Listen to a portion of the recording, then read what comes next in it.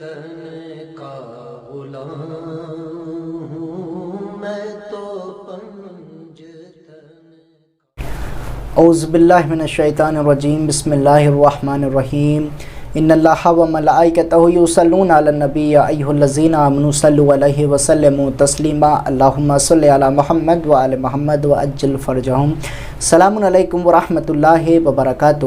مومنین، آج کا میرا بیان ہے کہ جو گناہ چھوٹ سکتے ہیں انہیں تو کم سے کم چھوڑ دینا ہی شروع کر دیں۔ کہ بہت سے لوگوں کا ایک خیال ہے کہ جناب فلاں گناہ تو ہم سے ہرگز نہیں چھوٹ سکتے۔ چلے ٹھیک ہے، جو گناہ چھوٹ سکتے ہیں کم از کم وہ تو چھوڑنا شروع کریں۔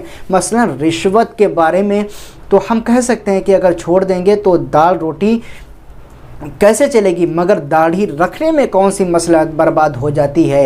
ابتدائے عمر میں تو اس کے لیے منڈوانی شروع کی تھی، خوبصورت معلوم ہوں گے، لیکن اب بوڑھے ہو کر منڈوانے میں کیا مصلحت ہے عزیزان محترم۔ اس طرح بہت سے ایسے گناہ ہیں کہ اگر انہیں چھوڑ دیں تو دنیا کا کچھ بھی نقصان نہیں ہے، ان کو چھوڑنے میں کیا قباحت ہے۔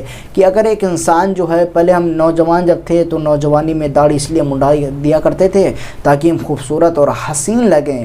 یاد رکھیے گا عزیزان محترم، داڑھی، بڑی توجہ چاہتا ہوں، داڑھی بار بار نکل کے بتاتی ہے کہ تم مرد ہو، لیکن مرد بار بار اس کو منڈوا کے بتاتا ہے کہ نہیں ہم مرد نہیں ہیں، ہم عورت ہیں۔ عزیزان محترم، داڑھی کس کے منہ پہ نہیں ہوتی ہے؟ عورت کے منہ کے اوپر نہیں ہوتی ہے۔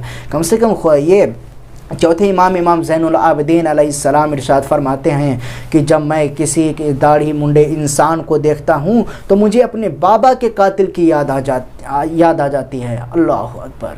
ہم یا حسین کرتے ہیں، ہم عزاداری بھی کرتے ہیں، ہم مجلس و ماتم بھی کرتے ہیں، ہم مجلس میں جاتے ہیں، بیٹھتے ہیں۔ ہم سب کا عقیدہ ہے کہ فرش عزا کے اوپر اہل بیت علیہ السلام آ کے بیٹھتے ہیں، ائمہ علیہ السلام آ کے بیٹھتے ہیں، لیکن ہم داڑھی مڈا کے جا کے بیٹھ رہے ہیں۔ ہم ماتم کر رہے ہیں، سینہ زنی کر رہے ہیں، لیکن داڑھی مڈا کے کر رہے ہیں۔ ایسی عزاداری سے کیا فائدہ؟ امام زین العابدین علیہ السلام ارشاد فرماتے ہیں کہ اگر میں کسی داڑھی منڈے انسان کو دیکھتا ہوں تو مجھے اپنے بابا کے قاتل کی یاد آ جاتی ہے۔ عزیزان محترم، اب تو ہم بڈھے ہی ہو چکے ہیں، کم سے کم اب تو داڑھی اس کو رکھ ہی لیں۔ فقط والسلام ورحمۃ اللہ وبرکاتہ۔